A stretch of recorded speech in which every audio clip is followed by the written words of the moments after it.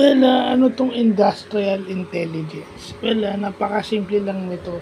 Ito yung paggamit ng artificial intelligence program sa industries.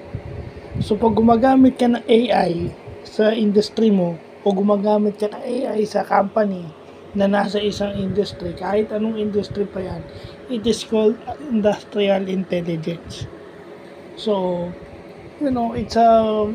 it's a term that includes both IT and business. No, so yun yung fields na meron tayo maski pa paano. So dapat yung mga term na yan talagang ating binibigyang pansin. No, kasi doon na papunta yung mga businesses na yan, lalo na yung mga malalaki, mga conglomerate na yan. May mga AI programs na dapat yung mga yan. Kahit sa industry sila nabibilang. Well, yun lang yun. It's a Sunday, weekend, but it's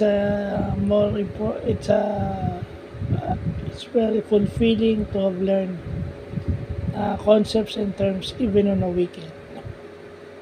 So, ang importante lang naman, yung lagi ko sinasabi na hindi maging bago sa'yo or makaka-relate ka lang dun sa mga tao kapag nakakausap mo o nadidinig mo. Hindi ka clueless. So, yun lang po.